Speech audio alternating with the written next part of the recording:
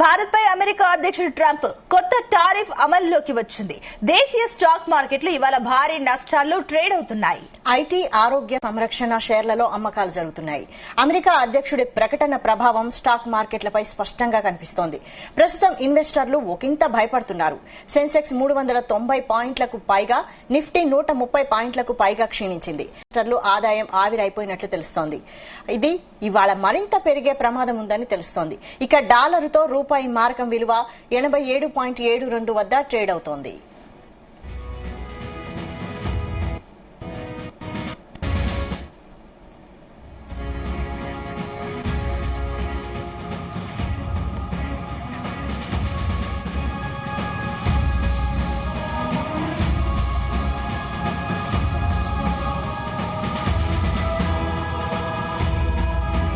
ఇక ఈ రోజు భారీ నష్టాల్లో స్టాక్స్ అయితే ట్రేడ్ అవుతున్నాయి. దీనికి సంబంధించి మరిన్ని డీటెయిల్స్ మనకు అందించడానికి జీవి సత్యనారాయణ గారు, స్టాక్ మార్కెట్స్ అనాలిసిస్ట్, ఆయన మనతో పాటు ఉన్నారు. సత్యనారాయణ గారు, గుడ్ ఆఫ్టర్నూన్ అండి. గుడ్ ఆఫ్టర్నూన్, చెప్పండి. సత్యనారాయణ గారు, సో ఈ రోజు చూస్తుంటే కూడా పూర్తిగా స్టాక్స్ ఏవైతే మార్కెట్స్ పూర్తిగా నష్టాల్లో ట్రేడ్ అవుతున్నాయి. ఏంటి దీనికి గల ప్రధాన కారణం ఏమై ఉండొచ్చు అనుకోవచ్చు? ఇదే మెయిన్. ఇప్పుడు 418 పాయింట్లు మైనస్ లో ఉంది. బిఎస్సి సెన్సెక్స్, నిఫ్టీ వచ్చి 137.41 మైనస్ లో ఉంది. మెయిన్ ఇదే. ఈ ట్రంప్, ఈ సుంకాలు, టారిఫ్లు చర్చలకి ఏవైతున్నాయో మనం ఇంకా కాలేదు. మిగతా దేశాలన్నీ కూడా అయిపోయింది. ఇప్పుడు మళ్ళీ ఈయన విదేశీ పర్యటనలో ఉన్నాడు మోడీ గారు. ఈ చైనా, రష్యా తోటి మనం ఏదైతే లింక్ ఉన్నాయో, రష్యా తోటి ఈ చమురు దిగుమతులతోటి ఆయన సుంకాలు, టారిఫ్లు విధించడం జరిగింది. అంతకుముందు 25% అంటుండే, ఇప్పుడు మళ్ళీ ఇంకో 25%, 50% పెంచడం జరుగుతుంది. ఈ 50% ఏదైతే ఉందో ఆగస్టు 27 నుంచి అమలు అని చెప్పేసి అనౌన్స్ చేయడం జరిగింది. మళ్ళీ 100% కూడా కొన్నిటి మీద, సెమీ కండక్టర్ వాటి మీద కూడా నేను టారిఫ్ వేస్తా అని చెప్పడం జరిగింది.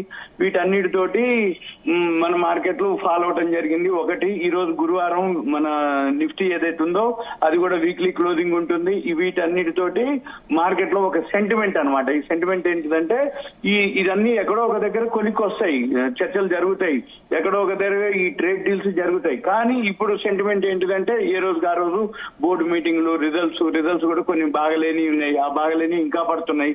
రిజల్ట్స్ మంచిగా ఉన్నాయి మాత్రం పెరుగుతూనే ఉన్నాయి. ఈ సుంకాలు ఏదైతే ఉందో ఈ 25% సుంకాలు అంటే ఖరీదైనవి అయిపోతాయి. అంటే ఎక్స్పోర్ట్ చేసినప్పుడు వాళ్ళకి ఇక మిగలవు అనమాట. అందుకని మన ఏదైతే ఎగుమతులు చేస్తామో ఆ కంపెనీలు ఏదైతే సెక్టార్లు అంటే టెక్స్టైల్ అనుకోండి, ఆక్వా అనుకోండి, లెదర్ ఇండస్ట్రీస్ అనుకోండి, వాటన్నిటి మీద బాగా మనం ఏదైతే ఎక్కువ ఎక్స్పోర్ట్ చేస్తామో వాటన్నిటి మీద ఈ ఎఫెక్ట్ ఉంటుంది. అంటే రెడీమేడ్ దుస్తులు, ఆభరణాలు, జెమ్స్, రొయ్యలు, పాదరక్షలు, రసాయనాలు, యంత్ర సామాగ్రి, స్పేర్ పార్ట్స్, జంతు సంబంధించినటువంటి ప్రొడక్ట్స్ అంటే ఉత్పత్తులు, మెడిసిన్స్, వీటన్నిటి మీద కూడా అంటే మెడిసిన్స్ మీద ఉంది కొన్ని ఇంతవరకు టారిఫ్ల వల్ల ఎఫెక్ట్ ఉంటుంది. మళ్ళీ ఇప్పుడు ఔషధాలు, లేకపోతే ఇంధన ఉత్పత్తులు, ఖనిజాలు, బొగ్గు, క్రూడ్ ఆయిల్, కంప్యూటర్లు, ట్యాబ్స్, సెమీ కండక్టర్లు, smart phones, panel boards, circuits, కొన్నిటి మీద మినహాయింపు ఉంది. ఏదున్నా ఈ సుంకాలు మినహాయింపులతోటి పోలిస్తే అంటే ఇవన్నీ అయిన తర్వాత తప్ప ఉండదు. అయితే ఇప్పుడు ఈ సుంకాలు ఏదైతే ఉందో భారత్, బ్రెజిల్ కలిపి అంటే ఇప్పుడే హైయెస్ట్ అనమాట. మనమే ఉన్నాం 50% తోటి.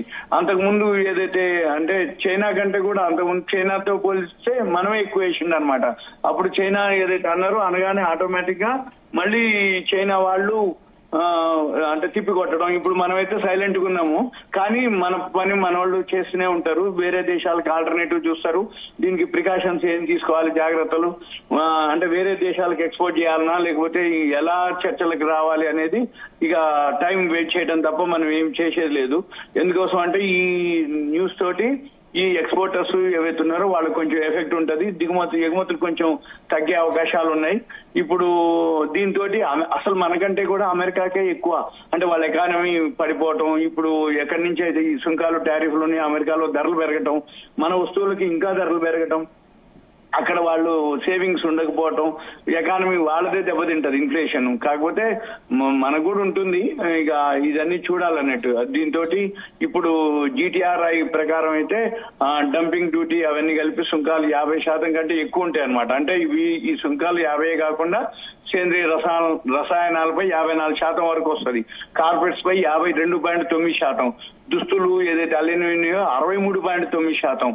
మళ్ళీ తర్వాత కొన్ని 60.3%. రెడీమేడ్ వస్త్రాలు అయితే 59%. డైమండ్స్ గోల్డ్ అవైతే 52% ఉన్నాయి అన్నమాట. ఇవన్నీ కూడా ఈ టారిఫ్లు ఇవన్నీ అవ్వాలి. అయిపోయిన తర్వాత అంటే 2024-25లో మనం ఏదైతే వాణిజ్యం బిజినెస్ ఉందో $131.8 బిలియన్ ఉంది. అయితే వీటిల్లో మెయిన్ టెక్స్టైల్ క్లాతింగ్ సెక్టార్ ఎక్కువ బిజినెస్ జరిగేది. దీన్ని గత ఆర్థిక ఫైనాన్షియల్ ఇయర్ లో $10.3 బిలియన్ ఉండేది. జెమ్స్ అండ్ జ్యువెలరీ వాటా మాత్రం $12 బిలియన్ ఉంది. ఎలక్ట్రికల్ అండ్ మెకానికల్ మెషినరీ వస్తే ఇది $9 బిలియన్ ఉంది. ఇవన్నీ కొంచెం ఆలోచించదగ్గ విషయం. కాకపోతే కేంద్ర ప్రభుత్వం ఆల్రెడీ ప్లాన్ లోనే ఉన్నారు. మన పని ఏం లేదు, ఇన్వెస్టర్లు మేలకుండా వెయిట్ చేయటమే. వీటితో పాటు గోల్డ్ మాత్రం బాగా పెరగడం జరిగింది. ఇవాళ కూడా ఇప్పటికీ నిన్న అంటే ఈ రోజు హైలోనే ఉంది అనమాట. $3467.30 నడుస్తుంది, హైలో నడుస్తుంది ఈ రోజు. టుడే హైలో 1,00,000 అయితే ఎప్పుడో దాటిపోయింది గోల్డ్ రేటు. సిల్వర్ కూడా ఆల్రెడీ పెరిగిపోవడం జరిగింది. ఈ రోజు గోల్డ్ సిల్వర్ అని కలిపి సిల్వర్ ఇప్పటికి $1,300 పెరిగింది నిన్నటికి కిలోకి. గోల్డ్ వచ్చేటప్పటికి $750 పెరిగింది నిన్నటికి ఈ రోజుకి తులానికి. అంటే 10 గ్రాములు. అంటే ఈ ఎప్పుడైనా కానీ షేర్ మార్కెట్ అనిశ్చిత పరిస్థితులు ఏర్పడినప్పుడు గోల్డ్ సిల్వర్ మీద ఉంటుంది. మన మార్కెట్ల మీద మాత్రం ఎఫెక్ట్ మెయిన్ ఇదే. ఏది ఈ సుంకాలు టారిఫ్లు ఎక్కడో ఒక దగ్గర అవ్వాలి, మళ్ళీ వెమ్మటే అప్పుడు బౌన్స్ బ్యాక్ అయ్యే అవకాశాలు ఉంటాయి. ఎందుకంటే రిజల్ట్స్ మంచిగా ఉన్న కంపెనీలు అన్ని కూడా ఇప్పుడు తక్కువలో దొరుకుతాయి అనమాట. ఎందుకంటే రిజల్ట్స్ ఉన్నా గానీ మార్కెట్ బాగలేదు కాబట్టి సెంటిమెంట్ కిందకి వస్తుంది. ఆ సెంటిమెంట్ ఏవైతున్నాయో మంచిగా ఉన్న కంపెనీలు డౌన్ అవుతాయి, బాగలేని ఇంకా డౌన్ అవుతాయి. మంచిగా ఉన్న కంపెనీలు మనం మంచిగా అంటే వాల్యూ ఉన్నాయి చూసుకొనుకుంటే, అంటే ఉదాహరణకి 4,753 కంపెనీలు రిజల్ట్స్ వస్తాయి. అది ఆగస్టు 15 వరకు రావాలి. ఇప్పుడు 1500 వచ్చినాయి. ఇంకా 3,200 కంపెనీలు ఈ వారం రోజుల్లో వచ్చేస్తాయి. ఈ వారం రోజుల్లో ఎవరైతే ఇన్వెస్టర్లు ఉంటారో మంచి అంటే అబ్జర్వ్ చేసుకొని హోంవర్క్ చేసుకొని అవి కూడా తక్కువలో దొరుకుతాయి కాబట్టి కొనుక్కుంటే మళ్ళీ ఒక్కసారి బౌన్స్ బ్యాక్ అవుతాయి అనమాట. ఇది మళ్ళీ ఇదంతా ఎక్కడో దగ్గర అవుతుంది. ఇంకో వారం రోజుల్లో 10 రోజుల్లో పడుతుంది. ఈ ఆగస్టు 27 నుంచి ఆయన అమలు అంటుండు. ఈ లోపలనే మరి చర్చలకి రావటమా, ఎక్కడో డీల్ కుదరటమా, లేకపోతే మరి ఏం చేస్తారు అనేది ఇక కాలమే మనం నిర్ణయిస్తుంది. దాంతో మనం ప్లాన్ చేసుకోవాలి. ఇన్వెస్టర్లు మాత్రం అప్రమత్తంగా ఉండాలి, అబ్జర్వ్ చేయాలి, రెడీగా ఉండాలి. ఏ టైంలో అయినా ఉంటుంది. ఎందుకంటే ఆఫ్ఘనిస్తాన్ 15%, పాకిస్తాన్ 19%, మనమే హైయెస్ట్ ఉన్నాం ఇది ఈ సుంకాలు టారిఫ్ల్లో. అంతకుముందు చైనాకి ఇస్తే చైనా తిప్పి కొట్టడం జరిగింది, మేము కూడా పెంచుతాం లేదు నీ సుంకాలు టారిఫ్లని. ఇప్పుడు మళ్ళీ మన మీదకి రావడం జరిగింది. ఇవన్నీ మరి చూడాలి. అంటే ఇప్పుడు సత్యనారాయణ గారు మీరు చెప్తున్నట్లుగా కూడా ఇప్పుడు నెక్స్ట్ ఇప్పుడు హైయెస్ట్ మనమే ఉన్నాం కాబట్టి ఇప్పుడు మనం తీసుకోవాల్సిన చర్యలు ఏంటి అండి? ఇప్పుడు ఈ ఏదైతే 50% వరకు సుంకం వెళ్ళిపోయింది కాబట్టి అది అసలు ఇది ఈ టారిఫ్ వల్ల ఎవరికి లాభం, ఎవరికి నష్టం? ఇప్పుడు మనం అన్ని చెప్పినవన్నీ అదే. ఈ ఎగుమతులు ఏవైతే జరుగుతాయో వాళ్ళకి కొంచెం ఎఫెక్ట్ పడుతుంది. కాకపోతే వెయిట్ చేయాల్సినవే అవన్నీ. ఇక ప్రభుత్వం చర్యలు తీసుకోవడం, వాళ్ళ చర్చలు ఏదో ఒక డిసిషన్ తీసుకొని ఇంకా వేరే దేశాలకి ఎక్స్పోర్ట్ చేయటమా అనేది ప్లాన్ చేస్తారు. అంటే ఇప్పుడు సత్యనారాయణ గారు మీరు ఇప్పుడు ఇందాక అన్నారు కదా, ఇప్పుడు ఒకవేళ ఇప్పుడు తగ్గుతాయి తీసుకుంటే బెటర్, తర్వాత అది బౌన్స్ బ్యాక్ అయ్యే ఛాన్సెస్ ఉన్నాయని. అంటే ఇప్పుడు ప్రత్యేకించి ఏమైనా రిస్క్ ఫ్యాక్టర్స్ అలాంటివి ఏమైనా ఉన్నాయా? వాటి గురించి కాస్త చెప్పగలరా?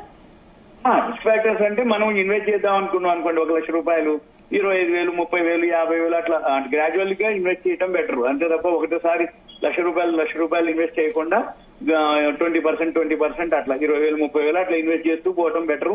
సెలెక్టివ్ గా స్క్రిప్ట్స్ ఏవైతే మంచిగా ఉన్నాయో, రిజల్ట్స్ వచ్చినాయో, ఏవైతే ఉన్నాయో అవి చూసుకొని మనం ఇన్వెస్ట్ చేయడం అనేది బెటర్. ఓకే. అంటే సత్యనారాయణ గారు మరోపక్క ఇప్పుడు ఈ అమెరికా అండ్ భారత్ కి సంబంధించి ఈ వాణిజ్య సంబంధాలపైన దీర్ఘకాలికంగా ఏమైనా ఎఫెక్ట్ పడే ఛాన్సెస్ ఉన్నాయనుకోవచ్చా? ఈ చర్చలు అయ్యేంత వరకు ఇక దీర్ఘకాలంగా ఏముండదు. ఒకసారి చర్చలు అయిపోతే ఇక కంటిన్యూ అయిపోతుంది కదా.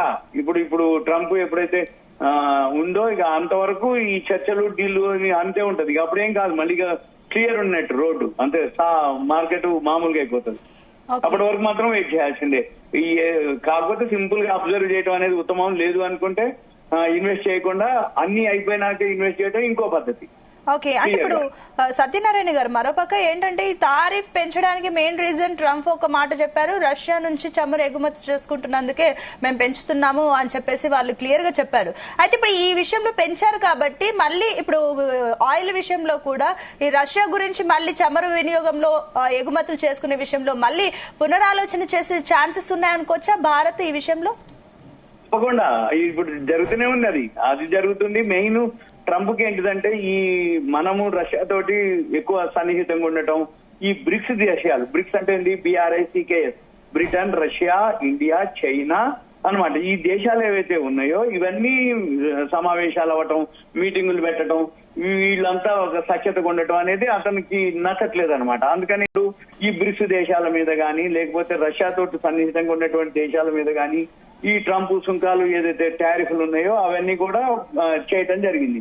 ఎవరైతే వింటారో ఆయన తోటి చర్చలకు వచ్చారో అవన్నీ ఆల్రెడీ అయిపోయినాయి. చిన్న చిన్న దేశాలు, ఈ ఆఫ్ఘనిస్తాన్, ఇవన్నీ పాకిస్తాన్, ఇవన్నీ కూడా అయిపోయినాయి.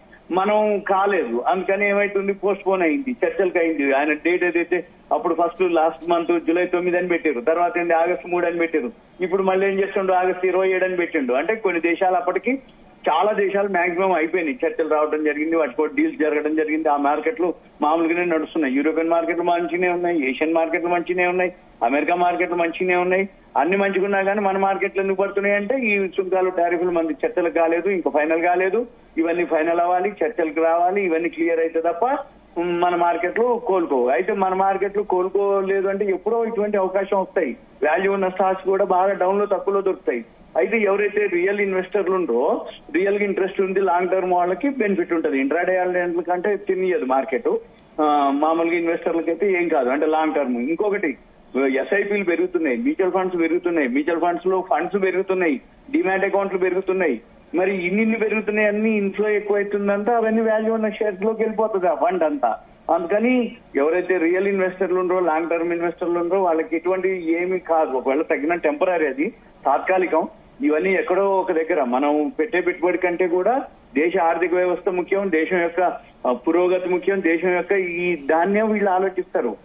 మనం ఎకానమీ ఎలా ఉంటది, స్ట్రాంగ్ ఉండాలి. ఇప్పుడు ఒక్కసారి ఈ ట్రేడ్ డీలు ఆయనకి తలొగ్గి పోతే మరి రేపు ముందు రాబోయే ఏమేంటి సమస్యలు, మనం తల ఒగ్గకపోతే ఏమేంటి అనేది ఇప్పుడు చర్చలు జరుగుతున్నాయి. అవన్నీ ఇప్పుడు ఆల్రెడీ పొద్దున ఒక అనౌన్స్మెంట్ జరగడం జరిగింది. ఇది మోడీ గారు కూడా చెప్పడం జరిగింది. ఏమని, మనంతటా మనమే స్వయం కృషి తోటి ఉండేటట్టుగా ప్లాన్ చేసుకోవాలి అనేది ఉంది అనమాట. అంటే మిగతా వాళ్ళ మీద కంటే కూడా మనం ఏమి గొడవలు పెట్టుకోము, అట్లని మనం ఏమి ఎగనెస్ట్ అనేది కాదు. ఇప్పుడు ప్రజెంట్ అయితే ఇప్పుడు మిగతా వాళ్ళ మాదిరి మనం ఇప్పుడు చైనా ఉంది, చైనా ఏమన్నది, నువ్వు పెంచితే మేము కూడా పెంచేస్తాం అన్నారు.